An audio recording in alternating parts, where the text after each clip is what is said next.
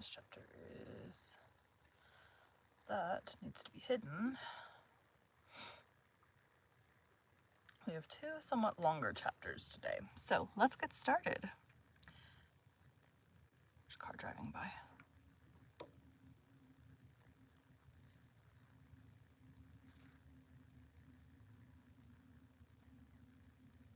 Possibly an airplane.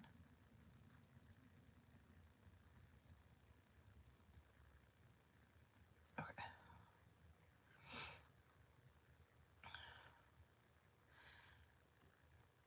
Today we'll be continuing 20,000 Leagues Under the Sea by Jules Verne.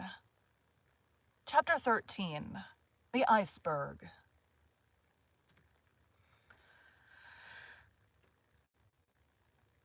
The Nautilus was steadily pursuing its southerly course, following the 50th meridian with considerable speed. Did he wish to reach the pole? I did not think so, for every attempt to reach that point had hitherto failed. Again, the season was far advanced, for in the Antarctic regions, the 13th of March corresponds with the 13th of September of northern regions, which begins at the...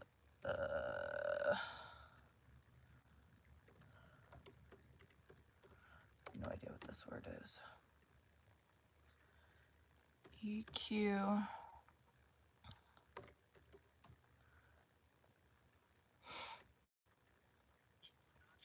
Equinoctial. Yeah, I've never seen that word before. Which begin at the equinoctial season.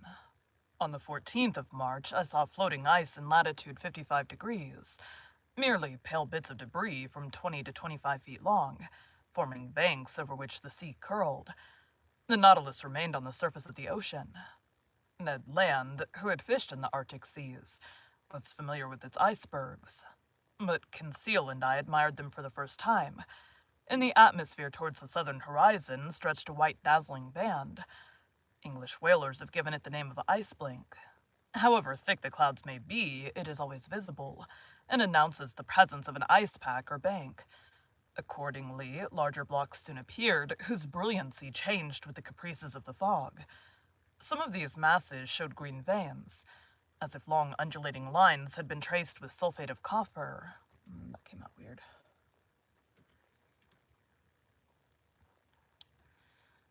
As if long undulating lines had been traced with sulfate of copper. Others resembled enormous amethysts with the light shining through them. Some reflected the light of day upon 1,000 crystal facets. Others, shaded with vivid calcareous reflections, resembled a perfect town of marble. The more we neared the south, the more these floating islands increased both in number and importance. At 60 degrees latitude, every pass had disappeared. But seeking carefully, Captain Nemo soon found a narrow opening, through which he boldly slipped, knowing, however, that it would close behind him. Thus, guided by this clever hand, the Nautilus passed through all the ice with a precision which quite charmed Conseil. Icebergs are mountains. Ice fields are smooth plains, seeming to have no limits. Drift ice or floating ice packs, plains broken up, called palks, were... Bleh.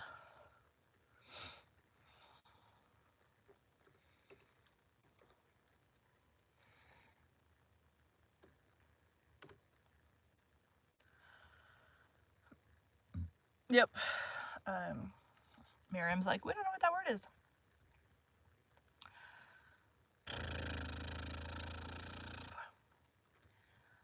Called palks when they are circular, and streams when they are made up of long strips. The temperature was very low. The thermometer exposed to the air marked 2 degrees or 3 degrees below zero, but we were warmly clad with fur at the expense of the sea bear and seal. The interior of the Nautilus, warmed regularly by its electric apparatus, defied the most intense cold. Besides, it would only have been necessary to go some yards beneath the waves to find a more bearable temperature. 2 months earlier, we should have had perpetual daylight in these latitudes. But already we had had 3 or 4 hours of night, and by there would be 6 months of darkness in these circumpolar regions. On the 15th of March, we were in latitude... On the 15th of March, we were in the latitude of New Shetland and South Orkney. The captain told me that formerly numerous tribes of seals inhabited them, but that English and American whalers in their rage for destruction massacred both old and young. Thus, where there was once life and animation, they had left silence and death. About 8 o'clock on the morning of the 16th of March, the Nautilus, following the 55th meridian, cut the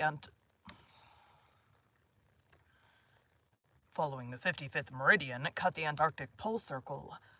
Ice surrounded us on all sides and closed the horizon, but Captain Nemo went from one opening to another, still going higher. I cannot express my astonishment at the beauties of these new regions. The ice took most surprising forms. Here the grouping formed an oriental town, with innumerable mosques and minarets. There a fallen city thrown to the earth, as it were, by some convulsion of nature. The whole aspect was constantly changed by the oblique rays of the sun, or lost in the grayish fog amidst hurricanes of snow. Detonations and falls were heard on all sides. Great overthrows of icebergs, which altered the whole landscape like a diorama. Often seeing no exit, I thought we were definitely prisoners. But instinct guiding him at the slightest indication, Captain Nemo would discover a new pass. He was never mistaken when he saw the thin threads.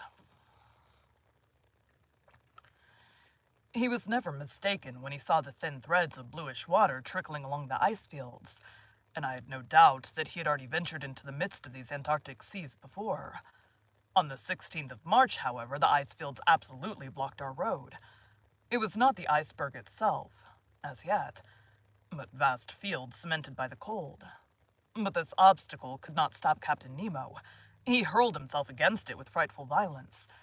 The Nautilus entered the brittle mass like a wedge and split it with frightful crackings. It was the battering ram of the ancients hurled by infinite strength. The ice, thrown high in the air, fell like hail around us. By its own power of impulsion, our apparatus made a canal for itself, sometimes carried away by its own impetus. It lodged on the ice field, crushing it with its weight, and sometimes buried beneath it, dividing it by a simple pitching movement, producing large rents in it. Violent gales assailed us at this time, accompanied by thick fogs, through which, from one end of the platform to the other, we could see nothing. The wind blew sharply from all parts of the compass, and the snow lay in such hard heaps that we had to break it with blows of a pickaxe. The temperature was always at 5 degrees below zero. Every outward part of the Nautilus was covered with ice. A rigid vessel would have been entangled in the blocked-up gorges. A vessel without sails, with electricity for its motive power, and wanting no coal, could alone brave such high latitudes. At length, on the 18th of March, after many useless assaults, the Nautilus was positively blocked. It was no longer either streams, packs, or ice fields, but an interminable and immovable barrier formed by the mountains soldered together. "An iceberg," said the Canadian to me. I knew that to Ned Land, as well as to all other navigators who had preceded us, this was an inevitable obstacle. The sun appearing for an instant at noon, Captain Nemo took an observation as near as possible, which gave our situation at 51 degrees 30 minutes longitude, and 67 degrees 39 minutes of south latitude.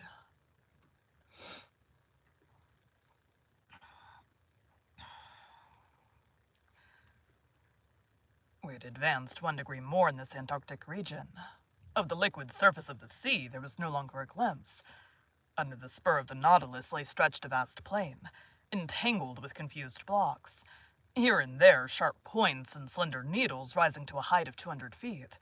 Further on a steep shore, hewn, as it were, with an axe and clothed with grayish tints, huge mirrors reflecting a few rays of sunshine, half drowned in the fog. And over this desolate face of nature, a stern silence reigned, scarcely broken by the flapping of the wings of petrels and puffins. Everything was frozen, even the noise. The Nautilus was then obliged to stop in its adventurous course amid these fields of ice. In spite of our efforts, in spite of the powerful means employed to break up the ice, the Nautilus remained immovable.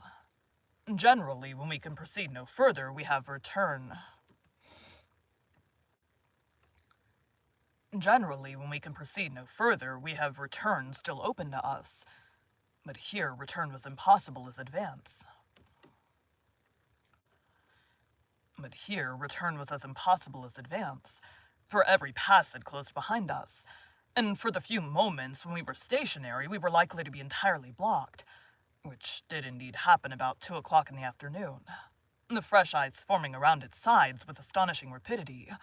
I was obliged to admit that Captain Nemo was more than imprudent. I was on the platform at that moment. The captain had been... The captain had been observing our situation for some time past when he said to me, "Well, sir, what do you think of this?" "I think that we are caught, Captain."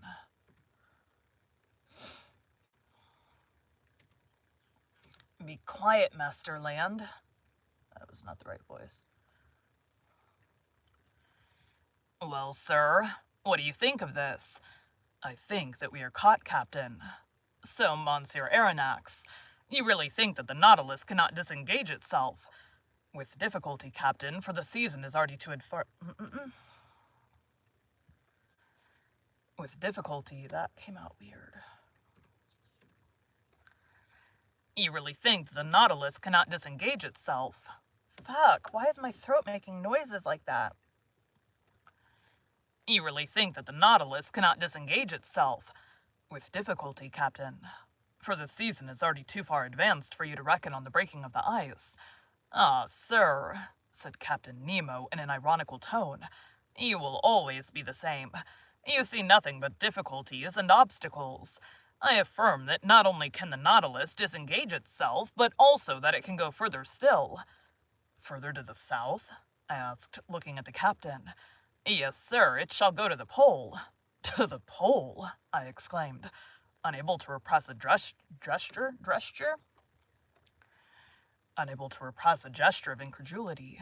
"Yes," replied the captain coldly, "to the Antarctic pole, to that unknown point from which to that unknown point from which to that unknown point from which springs every meridian of the globe. You know whether I can do as I please with the Nautilus."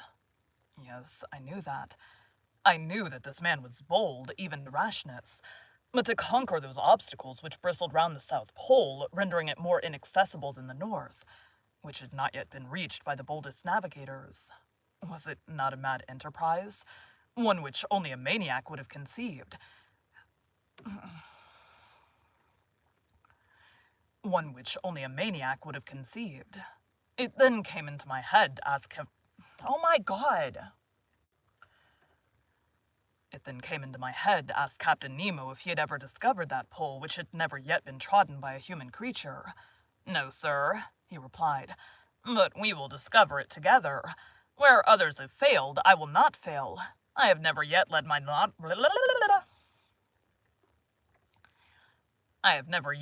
Nautilus so far into southern seas, but I repeat, it shall go further yet." "I can well believe you, Captain," said I in a slightly ironical tone. "I believe you. Let us go ahead. There are no obstacles for us. Let us smash this iceberg. Let us blow it up, and if it resists, let us give the Nautilus wings to fly over it." "Over it, sir," said Captain Nemo quietly. "No, not over it, but under it." "Under it!" I exclaimed, a sudden idea of the captain's projects flashing upon my mind. I understood. The wonderful qualities of the Nautilus were going to serve us in the superhuman enterprise. "I see we are beginning to understand one another, sir," said the captain, half smiling.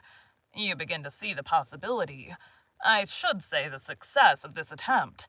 That which is impossible for an ordinary vessel is easy to the Nautilus. If a continent lies before the pole, it must stop before the continent. But if, on the contrary, the pole is washed by open sea, it will go even to the pole." "Certainly," said I, carried away by the captain's reasoning. "If the surface of the sea is solidified by the ice, the lower depths are free by providential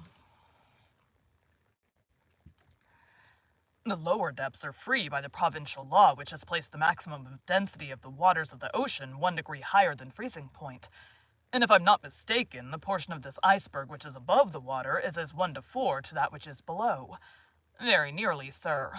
For 1 foot of iceberg above the sea, there are 3 below it. If these ice mountains are not more than 300 feet above the surface, they are not more than 900 beneath. And what are 900 feet to the Nautilus? Nothing, sir. It could even seek at greater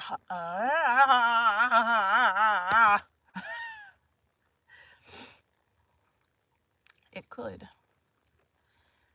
It could even seek at greater depths that uniform temperature of seawater, and there brave with impunity the 30 or 40 degrees of surface cold.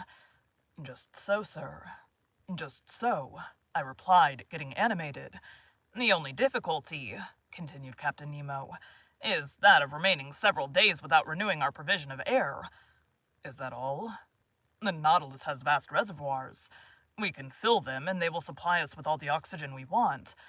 Well thought of, Monsieur Aronnax, replied the captain, smiling. But not wishing you to accuse me of rashness, I will first give you all my objections. Have you any more to make? Only one.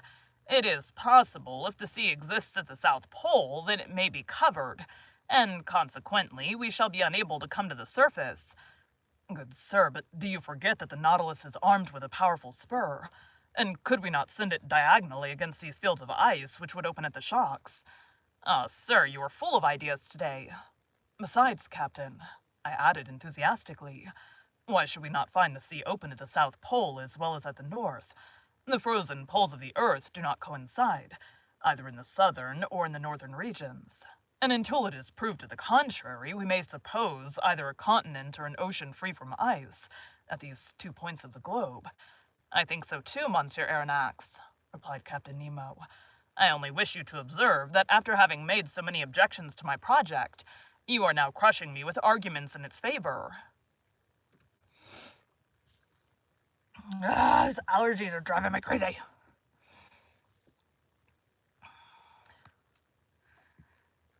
The preparations for this audacious attempt now began.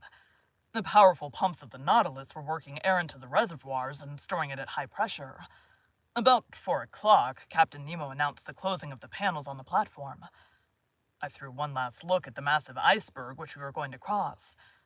The weather was clear, the atmosphere pure enough, the cold very great, being 12 degrees below zero. But the wind having gone down, this temperature was not so unbearable. About 10 men mounted the sides of the Nautilus, armed with pickaxes to break the ice around the vessel, which was soon free. The operation was quickly performed, for the fresh ice was still very thin. We all went below. The usual reservoirs were filled with the newly liberated water, and the Nautilus soon descended. I had taken my place with Conseil in the saloon. Through the open window we could see the lower beds of the Southern Ocean. The thermometer went up. The needle of the compass deviated on the dial. At about 900 feet, as Captain Nemo had foreseen, we were floating beneath the undulating bottom of the iceberg. But the Nautilus went lower still. It went to the depth of 400 fathoms. The temperature of the water at the surface showed 12 degrees. It was now only 10. We had gained, too. I need not say the temperature of the Nautilus was raised by its heating apparatus to a much higher degree. Every maneuver was accomplished with wonderful precision. We shall pass it, if you please, sir, said Conseil. I believe we shall, I said in a tone of firm conviction.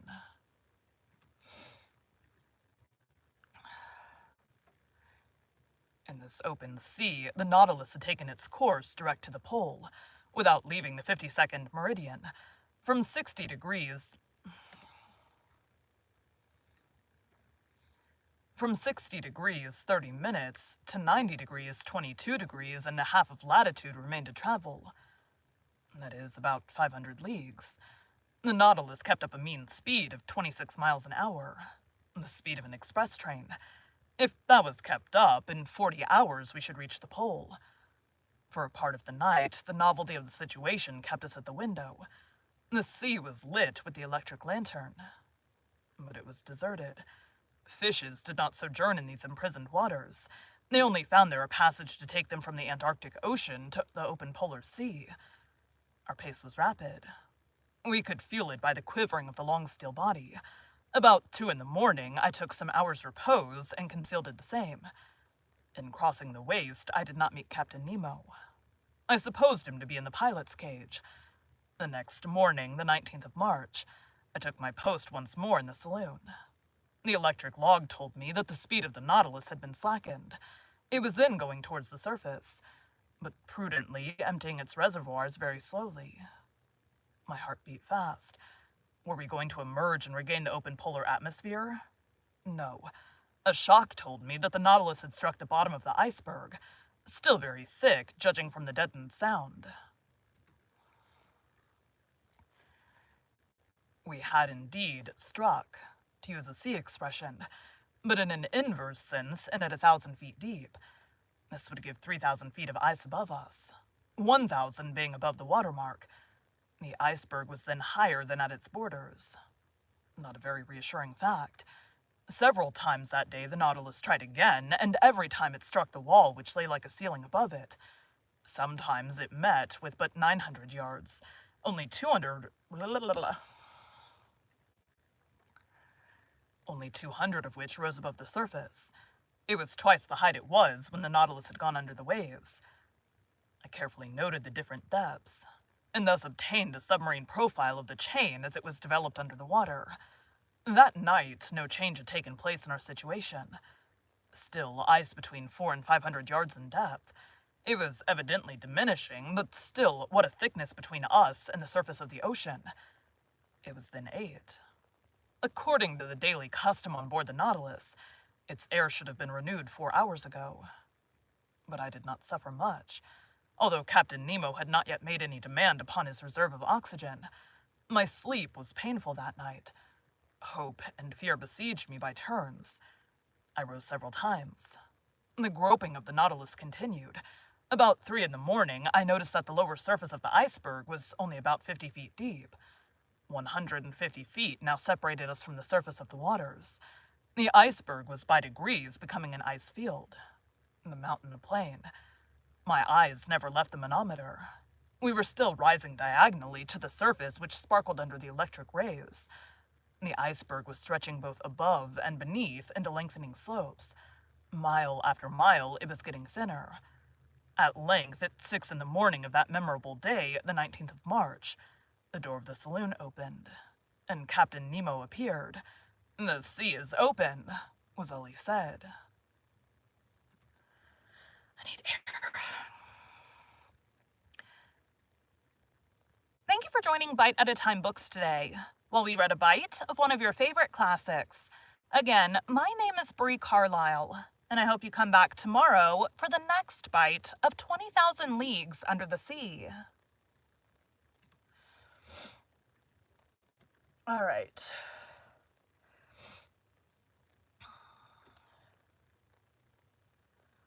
All right, we are going to save, because that was a longer chapter, so we're going to save, I'm done for today, is what I'm trying to say. I will do 2 more tomorrow. I had some stuff I had to get done, which I still technically have to get done, so I'll go get that done real quick. I have been, oh my god, select more than, jeez. I have been getting my social media posts scheduled at the beginning of the week. Actually, for this one, I've been doing it on Saturdays. But I have another podcast that I usually do it on Mondays, but I've had something else that I have been doing on Mondays, so I have not got it done yet. So I'm going to go get that done real quick before I have to work. Anyways, thanks, guys. I will see you tomorrow.